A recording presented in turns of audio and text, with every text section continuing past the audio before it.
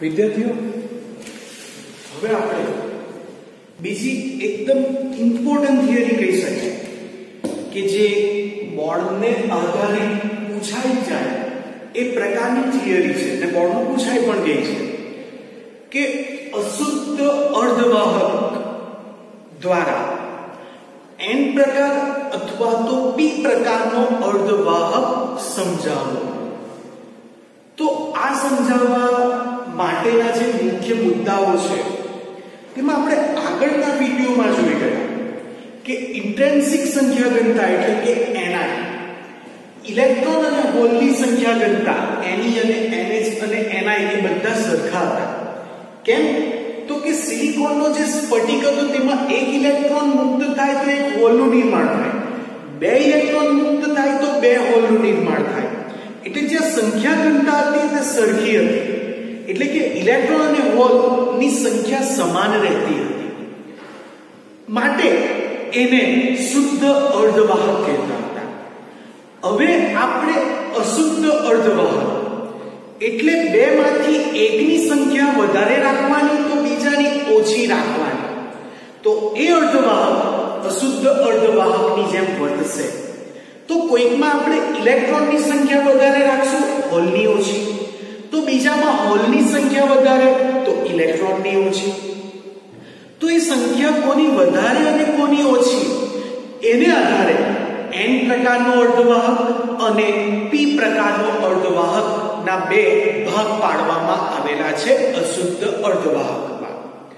તો હવે આ પ્રક્રિયામાં પહેલા આપણે શબ્દ સમજવાનો છે ડોપિંગ. તો ડોપિંગ એટલે શું? તો ડોપિંગ એટલે કે શુદ્ધ અર્ધવાહકમાં અશુદ્ધિ ઉમેરવાની જે પ્રક્રિયા છે એ પ્રક્રિયાને આપણે ડોપિંગ તરીકે ઓળખીએ છીએ. એને ડોપિંગ કહે છે. હવે આ જે ડોપિંગની જે પ્રક્રિયા છે એ ક્યાં થશે એના માટે સમજવું પડશે. તો એના માટે આખા ડેફિનેશનમાં જોજો કે શુદ્ધ અર્ધવાહકમાં અશુદ્ધિ ઉમેરવાની છે. હવે શુદ્ધ અર્ધવાહક તરીકે આગળના વિડિયોમાં આપણે જોયા કોણ છે? સિલિકોન અને જર્મેનિયમ, જેમાં સિલિકોનની બાહ્ય કક્ષામાં 4 જેટલા વેલેન્સ ઇલેક્ટ્રોન છે. સિલિકોન લઈએ અથવા તો જર્મેનિયમ લઈએ, કોઈ બીમાં, બરાબર? જોઈએ ફરીથી તો સિલિકોન પાસે બાહ્યતમ કક્ષામાં 14 ઇલેક્ટ્રોન એટલે એનું બંધારણ 1s2 2s2 2p6 3s2 3p2 છે. તો 1s2 2s2 ને 2p6 દ્વારા એની k અને l સેલ ભરાઈ જાય છે, જ્યારે આ જે m સેલ છે એ m સેલ અધૂરી રહે છે, કારણ કે એને પૂર્ણ થવા માટે 8 ઇલેક્ટ્રોનની જરૂર પડે, જેમાં 2 છે, 4 છે, 4 બાકી છે. માટે આ જે 4 જે ઇલેક્ટ્રોન છે જેને આપણે 4 વેલેન્સ ઇલેક્ટ્રોન કહીએ છીએ, અને જેની પાસે 4 જેટલા વેલેન્સ ઇલેક્ટ્રોન હોય તો એવા તત્વને આપણે ટેટ્રાવેલેન્ટ તત્વ તરીકે ઓળખીએ છીએ. તો હવે આ શુદ્ધ અર્ધવાહક એટલે કે ટેટ્રાવેલેન્ટ જે સ્ફટિકમય રચના છે એમાં અશુદ્ધિ ઉમેરવાની છે, અને એ અશુદ્ધિને આધારે નક્કી થશે કે એ કયા પ્રકારની જશે, n પ્રકારની કે p પ્રકારની. તો n અને p પ્રકારની અશુદ્ધિનો ઉપર જોઈએ આપણે પહેલા તો માહિતી જોઈએ. તો n પ્રકાર નો અર્ધવાહક જેમાં n એટલે નેગેટિવ અને નેગેટિવ તરીકે આવે એટલે ઇલેક્ટ્રોન,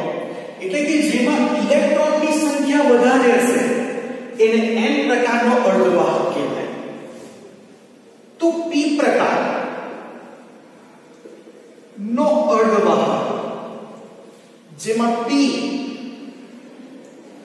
એટલે કે પોઝિટિવ તરીકે આમાં આવે છે હોલ.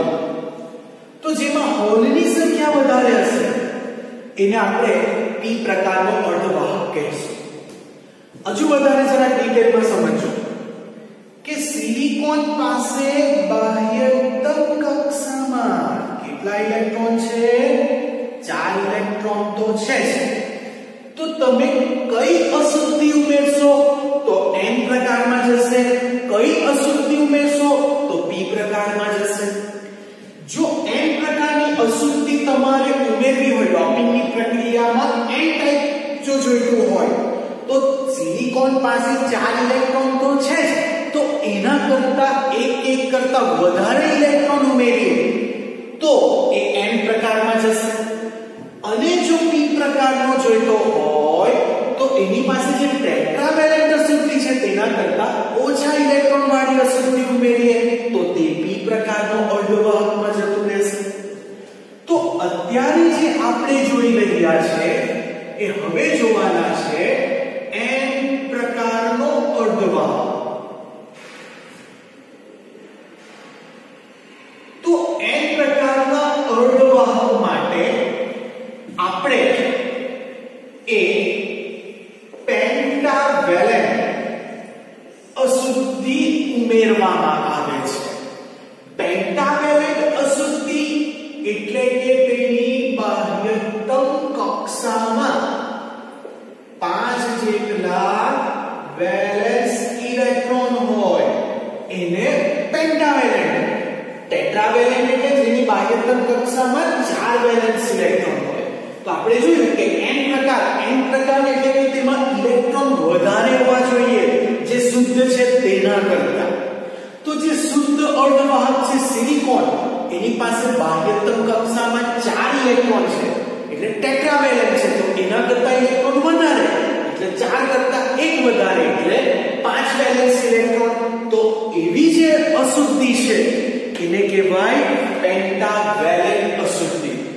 અને આ જે પેન્ટાવેલેન્ટ અશુદ્ધિ તરીકે આપણે કોનો ઉપયોગ કરી શકીએ તો પેન્ટાવેલેન્ટ અશુદ્ધિ તરીકે આપણે ફોસ્ફરસ, બીજું એન્ટીમની અને આર્સેનિક વગેરે એ પેન્ટાવેલેન્ટ અશુદ્ધિ તરીકે આપણે એનો ઉપયોગ કરી શકીએ છીએ. તો આપણે જે રીતના આગળ જે સ્ફટિકમય રચના જોઈ કે વચ્ચે સિલિકોન હોય ને તેની આજુબાજુ પણ સિલિકોન હોય, તો n પ્રકારનો જે અર્ધવાહક છે તેમાં કેવી રચના હશે? તો તેમાં જે વચ્ચે જે હશે એ આર્સેનિક હશે. બરાબર, આપણે આ આર્સેનિક દ્વારા સમજીએ છીએ S દ્વારા. તો એ આર્સેનિક એ પેન્ટાવેલેન્ટ અશુદ્ધિ છે. મતલબ કે તેની પાસે કેટલા ઇલેક્ટ્રોન છે? તો એની જે પાસે છે એની પાસે 5 જેટલા ઇલેક્ટ્રોન છે. કેટલા? 5 જેટલા. તો 4 તો ગોઠવાઈ ગયા, બીજો આ રહ્યો વધારાનો આ 5મો. તો આર્સેનિક શું કરશે? તો આર્સેનિક 5 માંથી 4 ઇલેક્ટ્રોન એ પાડોશી સિલિકોન સાથે સહસંયોજક બંધ બનાવવામાં વપરાઈ જાય છે. આ ત્રીજો આર્સેનિક નો ઇલેક્ટ્રોન એ આ સિલિકોન સાથે સહસંયોજક બંધ બનાવશે. ચોથો જે આર્સેનિક નો છે ઇલેક્ટ્રોન છે એ પણ સિલિકોન સાથે સહસંયોજક બંધ બનાવવામાં વપરાઈ જાય છે. તો આવી રીતના બીજા પણ જે છે સિલિકોન એ સિલિકોન સાથે તો એનું બંધારણ સહસંયોજક બંધનું જોડાણ એ તો ખરું જ. મતલબ કે આપણે જે આગળ જે સિલિકોનની સ્ફટિકમય રચના જોઈ, આ રચના એ બેઠી જ એના જેવી જ છે. તો ફરક શું આવ્યો? ફરક એટલો આવ્યો કે વચ્ચે જે હતું એ સિલિકોન હતું અને એની આજુબાજુ પણ સિલિકોન જ હતા. જ્યારે અહીંયા વચ્ચે આર્સેનિક છે અને આજુબાજુ સિલિકોન છે, તો આ છે એની સ્ફટિકમય રચના, જેમાં આર્સેનિકમાં 5 માંથી આ જે 4 ઇલેક્ટ્રોન છે એ 4 ઇલેક્ટ્રોન એ પાડોશી સિલિકોન સાથે સહસંયોજક બંધ બનાવવામાં વપરાઈ જાય છે. જ્યારે 5મો જે ઇલેક્ટ્રોન છે એ આ સ્ફટિકમય રચનાને મુક્ત ઇલેક્ટ્રોન તરીકે વર્તે છે. મુક્ત ઇલેક્ટ્રોન તરીકે વર્તે અથવા તો આ સ્ફટિકમય રચનાને એ મુક્ત ઇલેક્ટ્રોન તરીકે મળે છે. વિદ્યાર્થીઓ, આ જે ઘટના છે એ ઘટનામાં આર્સેનિક પાસે વધારાનો એક ઇલેક્ટ્રોન છે, બરાબર? એટલે જે આર્સેનિક એ સિલિકોનને ઇલેક્ટ્રોન આપશે, માટે આ જે અશુદ્ધિ છે એ અશુદ્ધિને ડોનર અશુદ્ધિ તરીકે પણ ઓળખાય છે. આ જે સિલિકોન ની આ જે રચના છે એ સિલિકોનની રચના નિરપેક્ષ શૂન્ય તાપમાને સિલિકોન માટે જરૂરી જે ઊર્જા છે એ જરૂરી ઊર્જાનું મૂલ્ય એ 0.05 ઇલેક્ટ્રોન વોલ્ટ છે.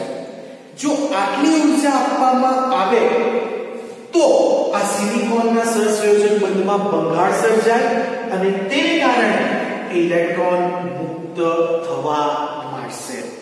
ચાલો એકવાર જરા ફરીથી સમજી લઈએ કે n પ્રકારનો અર્ધવાહક, જેમાં આપણે શુદ્ધ તરીકે પહેલા લેતા શુદ્ધ તરીકે સિલિકોન કે જર્મેનિયમ, એની પાસે પહેલેથી 4 વેલેન્સ ઇલેક્ટ્રોન છે, એટલે કે તે પહેલેથી ટેટ્રાવેલેન્ટ ધાતુ છે. એટલે એની જે સ્ફટિકમય રચના હશે તો સિલિકોનની આજુબાજુ 4 ઇલેક્ટ્રોન પહેલેથી છે. હવે આપણે તેમાં અશુદ્ધિ ઉમેરવાની. અશુદ્ધિ ઉમેરતા કાં તો ઇલેક્ટ્રોનની સંખ્યા વધશે કાં તો હોલની સંખ્યા વધશે. તો પહેલા જે આપણે જોઈએ છે તે n પ્રકારનો અર્ધવાહક. n પ્રકારનો અર્ધવાહક એટલે એવો અર્ધવાહક કે જેમાં ઇલેક્ટ્રોનની સંખ્યા વધારવાની છે. એટલે કે જે ટેટ્રાવેલેન્ટ ધાતુ છે તેના કરતા અશુદ્ધિ એવી ઉમેરવાની કે ઇલેક્ટ્રોન વધે. તો ટેટ્રા એટલે 4, તો 4 કરતા એક વધારાનો એટલે કે 5 વેલેન્સ ઇલેક્ટ્રોન. તો આપણે એવી અશુદ્ધિ લઈએ કે જેની પાસે બાહ્યતમ કક્ષામાં 5 વેલેન્સ ઇલેક્ટ્રોન હોય, અને એવા છે પેન્ટાવેલેન્ટ. પેન્ટાવેલેન્ટ અશુદ્ધિ તરીકે કોણ આવે? તો ફોસ્ફરસ, એન્ટીમની અને આર્સેનિક આવે. તો આર્સેનિક એટલે પેન્ટાવેલેન્ટ અશુદ્ધિ. તો આર્સેનિક પાસે બાહ્યતમ કક્ષામાં 5 ઇલેક્ટ્રોન છે, તેમાંના 4 ઇલેક્ટ્રોન એ આ પાડોશી સિલિકોન સાથે સહસંયોજક બંધ બનાવી દે છે, અને એક જે ઇલેક્ટ્રોન છે એ પહેલેથી જ મુક્ત ઇલેક્ટ્રોન આર્સેનિકનો એક વર્તે છે. મતલબ કે આની પાસે એક વધારાનો ઇલેક્ટ્રોન છે. માટે આ જે અશુદ્ધિ છે એ અશુદ્ધિ આર્સેનિક પાસે એક વધારાનો ઇલેક્ટ્રોન હોવાથી તે ડોનર અશુદ્ધિ તરીકે વર્તે. દાતા એટલે આર્સેનિક એક ઇલેક્ટ્રોનનું દાન કરશે, માટે તેને ડોનર અશુદ્ધિ તરીકે ઓળખાય છે. આ જે પ્રક્રિયા છે એ પ્રક્રિયા નિરપેક્ષ શૂન્ય તાપમાને છે.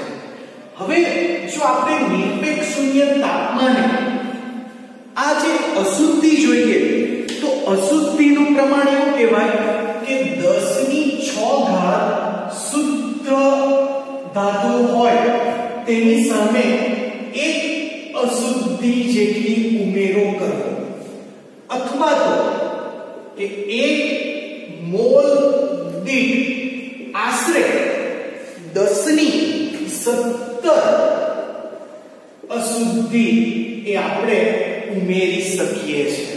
અને તાંબા માટે એ અશુદ્ધિનું પ્રમાણ 1 મોલ દીઠ આશરે 10⁻23 છે.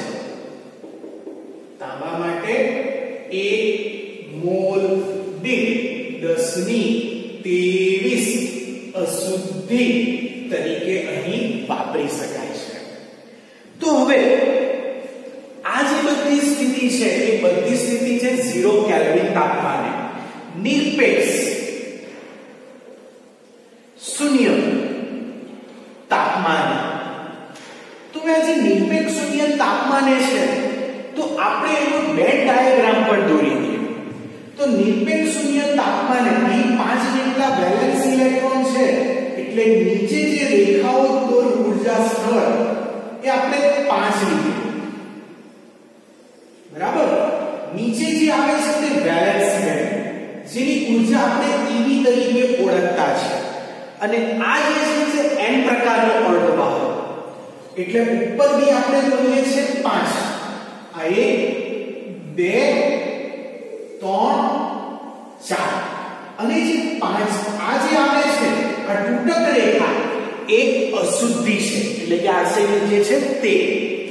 તો નિરપેક્ષ શૂન્ય તાપમાને આપણે જાણીએ છીએ કે ઉપર જે આવશે તે કન્ડક્શન બેન્ડ એની ઊર્જા Ec અને અશુદ્ધિની ઊર્જા Ev એ બેનું મૂલ્ય સિલિકોન માટે આપણે આગળ જોયું કે એનું મૂલ્ય 0.05 ઇલેક્ટ્રોન વોલ્ટ અને જર્મેનિયમ માટે એનું જે મૂલ્ય છે એ 0.01 ઇલેક્ટ્રોન વોલ્ટ જેટલું છે. ઓનો કન્ડક્શન બેન્ડ અને અશુદ્ધિના ઊર્જા સ્તર વચ્ચેની ઊર્જા તફાવત બેન્ડ ગેપનું મૂલ્ય.